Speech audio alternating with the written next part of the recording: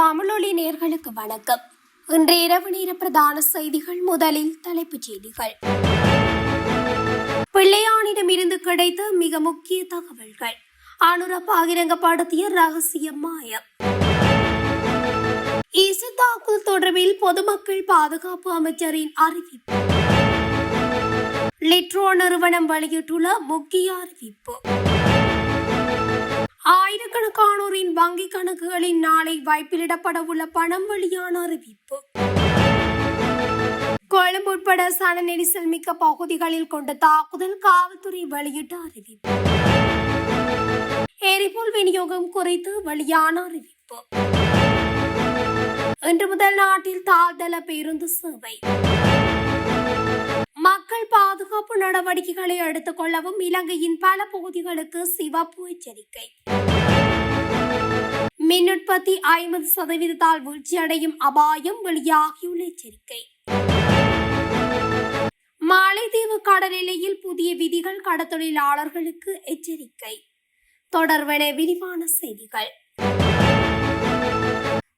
தற்போது கைது செய்யப்பட்டு தடுத்து வைக்கப்பட்டுள்ள பிள்ளையானிடமிருந்து மிக முக்கிய தகவல்கள் கிடைக்கப்பெற்றுள்ளதாக ஜனாதிபதி அனுர உள்ளிட்ட அரசாங்கம் பகிரங்கமாக வெளியிட்ட அறிவிப்பு உண்மைக்கு புறம்பானது என்று கலகூட அத்தி ஞானசார தேரர் தெரிவித்துள்ளார். பிள்ளையான் கைது செய்யப்பட்ட போது அவரிடம் மேற்கொள்ளப்பட்ட விசாரணைகளுக்கு அமைய மிக முக்கியமான தகவல்கள் கிடைக்கப்பெற்றதாக ஜனாதிபதியும் அமைச்சர்களும் பகிரங்கமாக தெரிவித்திருந்தனர். எனினும் ஓராண்டுக்கு பிறகு தாக்கல் செய்யப்பட்ட அறிக்கைகளில் அந்த தகவல்கள் இல்லை, அவை மாயமாகியுள்ளன. பிள்ளையான் கூறியதாக சொல்லப்படும் தகவல்களை அந்த அறிக்கை உறுதிப்படுத்தவில்லை. குறிப்பாக குற்றப்புலனாய்வு திணைக்களம் சமர்ப்பித்த அறிக்கையில் உயிர்த்த ஞாயிறு தாக்குதலுக்கும் பிள்ளையானுக்கும் இடையில் நேரடி தொடர்பு இருப்பதாக எந்த ஒரு விடயமும் உள்ளடக்கப்படவில்லை. மட்டக்களப்பு சிறையில் இருந்தபோது சஹ்ரான் சாஹிமியின் குழுவினருக்கும் பிள்ளையானுக்கும் இடையில் தொடர்புகள் ஏற்படுத்தப்பட்டதாக அசாத் மௌலானா குற்றச்சாட்டுக்களை முன்வைத்திருந்தார். தற்போது நீதிமன்றத்தில் சமர்ப்பிக்கப்பட்டுள்ள உத்தியோகபூர்வ ஆவணங்களில் இத்தகைய தகவல்களில் இடம்பெறவில்லை. ஆனால் அரசியல் லாபங்களுக்காக கூறப்பட்ட இத்தகைய கருத்துக்கள் உண்மைக்கு அப்பாற்பட்டவை என்பது இப்போது நீதிமன்ற அறிக்கைகளின் ஊடாக தெரியவந்துள்ளது என குறிப்பிட்டுள்ளார். ஈஸ்டர் தாக்குதல்கள் தொடர்பான விசாரணைகளை குறுகிய காலத்திற்குள் வெற்றிகரமாக முடிக்க முடியும் என்று பொதுமக்கள் பாதுகாப்பு அமைச்சர் ஆனந்த விஜயபால தெரிவித்துள்ளார். ஊடகங்களிடம் இன்றைய தினம் கருத்து தெரிவிக்கும் போதே அவர் இந்த விடயத்தை கூறியுள்ளார். ஈஸ்டர் தாக்குதல்கள் மட்டுமில்லாமல் நாட்டில் நடைபெறும் மோசடி, ஊழல் மற்றும் பிற முறைகேடுகள் உள்ளிட்ட சட்டவிரோத நடவடிக்கைகள் குறித்த விசாரணைகளும் நேர்மையாகவும் பாரபட்சமின்றியும் நடத்தப்படும் என அவர் குறிப்பிட்டுள்ளார். இதற்கிடையில் வரவிருக்கும் மே தினம் மற்றும் விசா கொண்டாட்டங்களுக்காக சிறப்பு பாதுகாப்பு ஏற்பாடுகள் செய்யப்பட்டுள்ளதாகவும் அவர் கூறியுள்ளார். லிட்ரோ எரிவாயு எதிர்வரும் மே மாதத்திலும் தடையின்றி விநியோகிக்கப்படும் என்று லிட்ரோ எரிவாயு நிறுவனம் தெரிவித்துள்ளது. ஏற்கனவே 20,500 மெட்ரிக் டன் எரிவாயு கிடைத்துள்ளதாகவும் குறிப்பிட்டுள்ளது. மேலும் 17,500 மெட்ரிக் டன் எரிவாயு நாட்டுக்கு வரவுள்ளதாகவும் அந்நிறுவனம் குறிப்பிட்டுள்ளது. இந்த எரிவாயு கையிருப்புகள் தற்போது மாலைதீவில் உள்ள மிதக்கும் களஞ்சிய சாலையில் சேமித்து வைக்கப்பட்டுள்ளன. மேலும் 20,000 மெட்ரிக் டன் எரிவாயுவை ஏற்றிய மற்றொரு கப்பல் தென்னாப்பிரிக்கா ஊடாக மாலைதீவை நோக்கி வந்து கொண்டிருப்பதாகவும் அந்நிறுவனம் தெரிவித்துள்ளது.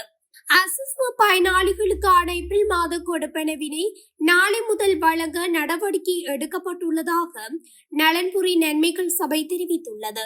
இதன்படி உரிய பயனாளிகளின் வங்கிக் கணக்குகளில் நாளை உதவித்தொகை வரவு வைக்கப்படும் என தெரிவிக்கப்பட்டுள்ளது. அதன்படி அசஸ்ம திட்டத்தின் முதல் கட்டமாக 70 வயதுக்கு மேற்பட்ட 6,17,406 முதியோருக்கு வங்கிக் கணக்குகளில் பணம் வரவு வைக்கப்பட உள்ளது. இரண்டாம் கட்டமாக 70 வயதுக்கு மேற்பட்ட 72,525 முதியோருக்கு பணம் வைப்பிலிடப்பட உள்ளதாக மேலும் தெரிவித்துள்ளது. கொழும்பு உள்ளிட்ட சன நெரிசலான பகுதிகளில் தொடர் கொண்ட தாக்குதல்களை நடத்த நபர் ஒருவர் தயாராகி வருவதாக சமூக ஊடகங்கள் மற்றும் சில இணையதளங்களில் வெளியாகும் செய்திகள் முற்றிலும் உண்மைக்கு புறம்பானவை என்று காவல்துறை ஊடக பேச்சாளர் உதவி காவல்துறை அத்தியட்சகர் FU உட்லர் தெரிவித்துள்ளார். அவ்வாறான எந்த ஒரு சம்பவமும் பதிவாகவில்லை என்பதை அவர் மேலும் உறுதிப்படுத்தினார். எனினும் கஞ்சிப்பானை இம்ரான் என்பவருடன் நெருங்கிய தொடர்புகளை பேணிய நபர் ஒருவர் பயங்கரவாத தடுப்பு பிரிவினரால் கைது செய்யப்பட்டுள்ளதாக அவர் தெரிவித்துள்ளார். சந்தேக நபர் தொடர்பில் மேலதிக விசாரணைகள் முன்னெடுக்கப்பட்டு வருவதாகவும் காவல்துறை ஊடக பேச்சாளர் மேலும் இதன்போது குறிப்பிட்டுள்ளார். உலகளாவிய ரீதியில் நிலவும் எரிபொருள் நெருக்கடிக்கு மத்தியில் இலங்கையில் எரிபொருள் விநியோகத்தை முறைமைப்படுத்துவதற்காக அறிமுகப்படுத்தப்பட்ட QR குறியீடு முறைமை கால வரையறையின்றி தொடரும் என்று இலங்கை பெட்ரோலிய கூட்டுத்தாபனம் அறிவித்துள்ளது. மத்திய கிழக்கு பிராந்தியத்தில் ஏற்பட்டுள்ள பதற்ற நிலைமையை அடுத்து எரிபொருள் சிக்கன நடவடிக்கையாக அரசாங்கம் இந்த தீர்மானத்தை எடுத்துள்ளது. உலக எரிபொருள் போக்குவரத்தில் 20% பங்களிப்பை வழங்கும் கார்மூஸ் நீர்நிலை பகுதியில் ஏற்பட்டுள்ள தளபல் நிலையினால் உலகளாவிய விநியோக சங்கிலி பாதிக்கப்பட்டு விலை மாற்றங்கள் ஏற்பட்டுள்ளதாக குறிப்பிடப்படுகின்றது. இதுகுறித்து இலங்கை பெட்ரோலிய கூட்டுத்தாபனத்தின் தலைவர் DG ராஜகருணா கருத்து தெரிவிக்கையில், உலகளாவிய எரிபொருள் நெருக்கடி இன்னும் முடிவுக்கு வரவில்லை. எனவே தற்போதைய QR குறியீடு முறையின் கீழேயே சில்லறை எரிபொருள் விநியோகம் தொடரும் என்றும் எவ்வாறாயினும் தேவைக்கேற்ப இந்த முறையில் மாற்றங்கள் செய்யப்படும். மேலும் எதிர்காலத்தில் கொடுப்பனவு முறைவுகளை முழுமையாக டிஜிட்டல் மயமாக்குதல், வாகனங்களின் வகைகளுக்கேற்ப வழங்கப்படும் எரிபொருள் அளவை அவ்வப்போது திருத்தம் செய்தல், சமூகத்தின் பல்வேறு பிரிவினருக்கு எரிபொருள் மானியங்களை வழங்குவது குறித்து பரிசீலித்தல் போன்ற திட்டங்கள் நடைமுறைப்படுத்தப்படும். உலகளாவிய விநியோக தடைகள் இருந்த போதிலும் உள்நாட்டு சந்தையில் தட்டுப்பாடின்றி எரிபொருளை வழங்க அரசாங்கம் உறுதி பூண்டுள்ளது. சாத்தியமான நெருக்கடிகளை எதிர்கொள்ளும் பொருட்டு இந்தியா, சீனா மற்றும் ரஷ்யா ஆகிய நாடுகளிடமிருந்து எரிபொருளை பெற்றுக் கொள்ளவும் மேலதிக முயற்சிகள் மேற்கொள்ளப்பட்டு வருகின்றது என தெரிவித்துள்ளார். ஜனாதிபதி அனுரவின் எண்ணக்கருவான கிளீன் ஸ்ரீலங்கா தேசிய திட்டத்தின் கீழ் மாற்றுத்திறனாளிகள் மற்றும் விசேட தேவையுடையோரின் முன்னுரிமையை கருத்தில் கொண்டு வடிவமைக்கப்பட்ட தாழ்தள பேருந்து சேவை இன்று ஆரம்பமானது. மாகுமரம் மத்திய பஸ் நிலைய பேருந்து நிலையத்தில் வைத்து இது சேவை போக்குவரத்து நெடுஞ்சாலைகள் மற்றும் நகர அபிவிருத்தி அமைச்சர் பிமல் ரட்நாயக்க தலைமையில் இந்த நிகழ்வு நடைபெற்றது. சக்கர நாட்காலிகளை பயன்படுத்துவோர், கண் பார்வை சவால்களை கொண்டோர் மற்றும் கர்ப்பிணி தாய்மார்கள் மிகவும் இலகுவாக ஏறிச் செல்லக்கூடிய வகையில் விசேடமாக வடிவமைக்கப்பட்ட 10 பேருந்துகள் இன்று முதல் போக்குவரத்து சேவையில் இணைக்கப்பட்டுள்ளன. இந்த ஒவ்வொரு பேருந்திலும் 30 ஆசனங்கள் உள்ளன. அத்துடன் சக்கர நாட்காலிகளில் வரும் பயணிகளுக்கென தனியான இடவசதிகள் ஒதுக்கப்பட்டுள்ளன. இந்த முன்னோடி திட்டம் மாகும்புறவில் இருந்து கொழும்பு கோட்டை வரையிலும், மாகும்புறவில் இருந்து கடவத்தி வரையிலும் முன்னெடுக்கப்படவுள்ளது. கொழும்பு தேசிய வைத்தியசாலை மற்றும் மகரகம அபேக்ஷா வைத்தியசாலை உள்ளிட்ட முக்கிய சுகாதார மையங்கள் இந்த வழித்தடங்களால் உள்ளடக்கப்படுகின்றன. நாட்டின் பல பிரதேசங்களுக்கு பலத்த மின்னல் தாக்கம் ஏற்படக்கூடும் என்று வளிமண்டலவியல் திணைக்களம் சிவப்பு எச்சரிக்கை விடுத்துள்ளது. மேல் சப்ரகமுவ, மத்திய, வடமேல், வடமத்திய, தென் மற்றும் ஊவா மாகாணங்களிலும், மன்னார், வவுனியா, அம்பாறை மற்றும் மட்டக்களப்பு ஆகிய மாவட்டங்களிலும் இன்று பிற்பகலுக்கு பின்னர் இடியுடன் கூடிய மழையுடன் பலத்த மின்னல் தாக்கங்கள் ஏற்படுவதற்கான அதிக சாத்தியக்கூறுகள் காணப்படுவதாக கூறப்பட்டுள்ளது. பிற்பகல் வேளைகளிலும் இரவுகளில் மழை பெய்யலாம் என்ற எச்சரிக்கை விடுக்கப்பட்டுள்ளது. இடியுடன் கூடிய மழை பெய்யும் வேளைகளில் குறித்த பிரதேசங்களில் பலத்த காற்றும் வீசக்கூடும். அத்துடன் மின்னல் தாக்கம் ஏற்படக்கூடிய விபத்துக்களை குறைக்க தேவையான பாதுகாப்பு நடவடிக்கைகளை எடுக்குமாறு வளிமண்டலவியல் திணைக்களம் பொதுமக்களை அறிவுறுத்தியுள்ளது. அரசாங்கத்தின் முறையற்ற நிர்வாகத்தால் நாட்டின் மின்சக்தி துறை மற்றும் பொருளாதாரம் ஆகியன பாரிய நெருக்கடியை எதிர்நோக்கி உள்ளன என்று ஐக்கிய மக்கள் சக்தியின் நாடாளுமன்ற உறுப்பினர் சுஜீவ சேனசிங்க தெரிவித்துள்ளார். எதில்கோட்டையில் உள்ள அக்கட்சியின் பிரதான காரியாலயத்தில் நேற்று நடைபெற்ற ஊடகவியலாளர் சந்திப்பின் போதே அவர் இவ்வாறு குறிப்பிட்டுள்ளார். நிலக்கரி கொள்வனவில் இடம்பெற்ற மோசடி மற்றும் தாமதங்கள் காரணமாக இந்த ஆண்டு மின் உற்பத்தி 50% வீழ்ச்சியடையும் அபாயம் உள்ளது. ஒரு அலகு நீர் மின்சாரத்துக்கு 3 ரூபாவும் நிலக்கரிக்கு 23 ரூபாவும் செலவாகும் நிலையில் தட்டுப்பாட்டு நிவர்த்திக்கு 80 ரூபாய் செலவில் டீசல் மின்சாரத்தை நாட வேண்டிய நிலை ஏற்பட்டுள்ளது. 390 புதுப்பிக்கத்தக்க எரிசக்தி நிறுவனங்களுக்கு வழங்க வேண்டிய நிலுவையை வழங்காமல் அந்த நிதியை டீசல் கொள்வனவுக்கு பயன்படுத்துமாறு ஜனாதிபதி அனுருகுமார் திசாநாயக்க பணிபுரி விடுத்துள்ளமையானது அரசாங்கத்தின் திவால் நிலையை உறுதிப்படுத்துகிறது என குறிப்பிட்டுள்ளார். அரசாங்கத்தின் அமைச்சர்களுடைய வங்கிக் கணக்குகள் அதிகரித்துள்ள போதிலும் நாட்டின் அபிவிருத்தி ஸ்தம்பிதம் அடைந்துள்ளது என்று சாடிய அவர், வரவு செலவு திட்ட நிதியில் வரும் 30% மாத்திரமே அரசாங்கம் செலவிட்டுள்ளமை அதன் இயலாமையை காட்டுகிறது எனவும் சுட்டிக்காட்டினார்.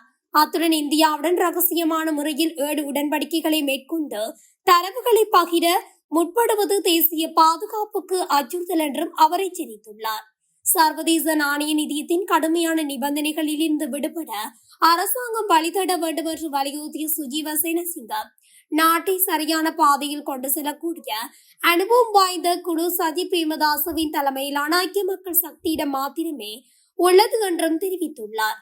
அனைத்து எதிர்கட்சிகளும் மக்கள் நலனுக்காக ஒன்றிணைய வேண்டிய தருணம் இதுவென்றும் அவர் மேலும் குறிப்பிட்டுள்ளார். மாலைத்தீவு அரசாங்கத்தின் சட்ட திட்டங்களுக்கு மாறாக நாட்டின் கடல் எல்லைக்குள் நுழையும் கலன்கள் மாலைத்தீவு பாதுகாப்படையினரால் கைது செய்யப்படும் என்று அறிவிப்பு ஒன்று வெளியாகியுள்ளது. அரபிக்கடலில் மீன்பிடி நடவடிக்கைகளுக்காக புறப்பட்டு செல்லும் மற்றும் மீன்பிடி நடவடிக்கைகளை முடித்துக் கொண்டு மீண்டும் கரை திருப்பும் அனைத்து நெடுநாள் மீன்பிடி கலன்களும் மாலைத்தீவின் பிரத்யேக பொருளாதார வலயத்தை கடக்கும் போது பின்பற்ற வேண்டிய புதிய நடைமுறைகளை கடத்தொழில் மற்றும் நீரியல் வள திணைக்களம் வெளியிட்டுள்ளது. இதுகுறித்து அந்த திணைக்களத்தின் பணிப்பாளர் நாயகம் சுசாந்த ககவத்த விடுத்துள்ள விசேட அறிவிப்பில் பின்வருமாறு வலியுறுத்தியுள்ளார்.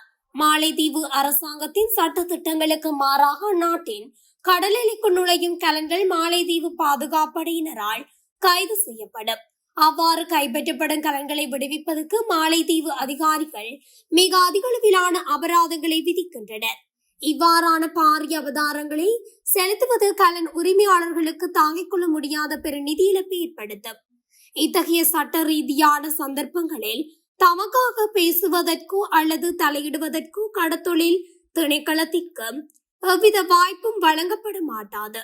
எனவே அரபிக்கடலுக்கு செல்லும் போதும் மற்றும் மீண்டும் கரை திரும்பும் போதும் அத்துறைசார் புதிய சட்டத்திட்டங்களை கடத்தொழிலாளர்கள் கட்டாயம் பின்பற்ற வேண்டும். அத்துடன் புதிய நடைமுறையின்படி கடத்தொழிலாளர்கள் பின்பற்ற வேண்டிய முக்கிய விடயங்களாக பின்வருவன குறிப்பிடப்பட்டுள்ளன. மாலைத்தீவு கடல் எல்லைக்குள் நுழைவதற்கு குறைந்தது 96 மணித்தியாலங்களுக்கு முன்னதாக உரிய விண்ணப்ப படிவத்தை பூர்த்தி செய்து உத்தியோகபூர்வ மின்னஞ்சல் முகவரிகளுக்கு அனுப்பி வைக்க வேண்டும். விண்ணப்பத்துடன் கலனின் பதவிச் சான்றிதழ், வெளியேறல் படிவம், ஊழியர்களின் விவரங்கள், கலனின் தெளிவான புகைப்படம், எல்லைக்குள் நுழையும் மற்றும் வெளியேறும் இடங்களை குறிக்கும் வரைபடம் ஆகியவற்றை சமர்ப்பிப்பது கட்டாயம். இந்த சட்ட திட்டங்களை மீறுவதால் ஏற்படும் நிதி மற்றும் தொழில்சார் பாதிப்புகளை தவிர்த்துக் கொள்ள அனைத்து கலன் உரிமையாளர்களும் கடத்தொழிலாளர்களும் மிகுந்த அவதானத்துடன் செயற்பட வேண்டும் என பணிப்பாளர் நாயகம் மேலும் கேட்டுக் கொண்டுள்ளார். இத்துடன் தமிழொலியின் இன்று இரவு நேர பிரதான செய்திகள் நிறைவடைகின்றன. தொடர்ச்சியாக செய்திகளை அறிந்து கொள்ள தமிழொலி ஊடகத்துடன் இணைந்திருங்கள். நன்றி, வணக்கம். தமிழொலி ஒரே பார்வையில் இன்றைய செய்திகளை உடனுக்குடன் தெரிந்து கொள்ள தமிழொலி யூடியூப் தளத்தை சப்ஸ்கிரைப் செய்து கொள்ளுங்கள். இந்த வீடியோ பிடிச்சிருந்தா லைக் பண்ணுங்க, கமெண்ட் பண்ணுங்க, ஷேர் பண்ணுங்க. மறக்காம கீழே இருக்கிற பெல் ஐகானை கிளிக் பண்ணுங்க.